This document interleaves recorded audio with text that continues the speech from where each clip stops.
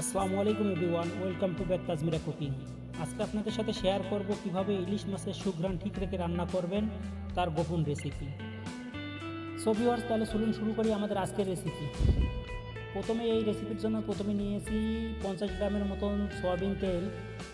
তেলটা গরম হলে এর সাথে আমি অ্যাড করেছি 150 গ্রামের মতন পেঁয়াজ বাটা। আমি ব্লেন্ডারে ব্লেন্ড করে নিয়েছি। পেঁয়াজ বাটাটা একটু নেড়ে চেড়ে এর সাথে অ্যাড করতেছি ধনেপাতা কুচি। ধনেপাতা কুচি অ্যাড করার পরে আমি ততক্ষণ সময় নাড়াচাড়া করব যতক্ষণ সময় পেঁয়াজের পানিটা সম্পূর্ণরূপে শুকিয়ে না যায়। পেঁয়াজের পানিটা আমার সম্পূর্ণ শুকিয়ে গেছে আনুমানিক। শুকানোর পরে এর সাথে আমি এখন অ্যাড করব সামান্য পরিমাণ একটু পানি।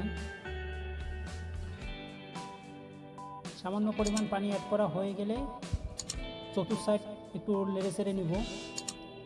নেড়ে চেড়ে নেওয়ার পরে এখন আমি এর সাথে অ্যাড করব মরিচ গুঁড়া, হলুদ গুঁড়া এবং স্বাদ মতন লবণ। এবং আমার সবগুলো উপকরণ দেওয়া হয়ে গেলে এখন আমি মশলাটা কিছুক্ষণ কষিয়ে নিব। মশলাটা হালকা কিছুক্ষণ কষিয়ে নেওয়ার পরে এর সাথে আমি অতিরিক্ত অ্যাড করব হালকা পরিমাণ সরিষার তেল। এই সরিষার তেলটা ইলিশ মাছের ফ্লেভারটাকে আরও বাড়িয়ে তুলবে। সরিষার তেল অ্যাড করা হয়ে গেলে আমি মশলাটা ভালোভাবে কষিয়ে নিব। মশলাটা আমার মোটামুটি ভালোভাবে কষানো হয়ে গেলে এর সাথে আমি অ্যাড করব আমার কেটে রাখা ইলিশ মাছ।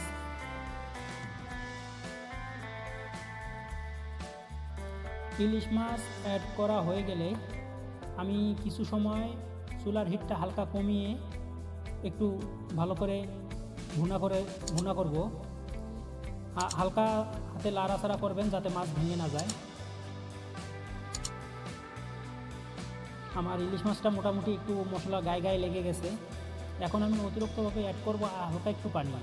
প্রথমে একেবারে ঝোলের পানি দিয়ে দেবেন না, প্রথমে হালকা একটু পানি দিয়ে নিয়েছি এবং এই পানিটা দিয়ে আমি মাছটা একটু ভুনা করব যাতে মাছটা আরও খেতে সুস্বাদু হয়। একেবারে ঝোলের পানি দিয়ে দিলে সেই মাছের ফ্লেভারটা সে একটা আসে না। তাই আপনারা প্রথমে চেষ্টা করবেন একটু হালকা পানি দিয়ে মাছটা একটু জ্বালিয়ে নিতে। এখন আমার জ্বালানো হয়ে গেছে, আমি মিনিট 2 জ্বালিয়েছি। এখন আমি এর সাথে অ্যাড করব ঝোলের পানি, আমার যে পরিমাণ ঝোল লাগে।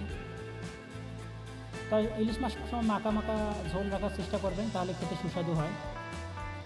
আর আপনাদের উদ্দেশ্যে একটি কথা, আপনাদের যে আমি গোপন টিপসটি বলতে চেয়েছি সেটি হলো, আপনারা কখনো ইলিশ মাছ রান্না করার সময় আদা রসুন বাটা ব্যবহার করবেন না।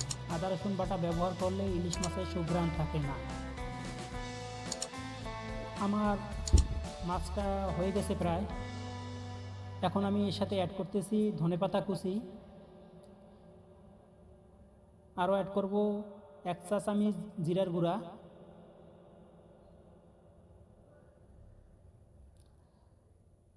আমার মাছ রান্না সম্পূর্ণ কমপ্লিট। এবং আপনারা আদা রসুন বাটা ছাড়া ব্যবহার করে দেখুন আপনাদের ইলিশ মাছ খেতেটা কতটা সুস্বাদু হয়, খেলেই বুঝবেন।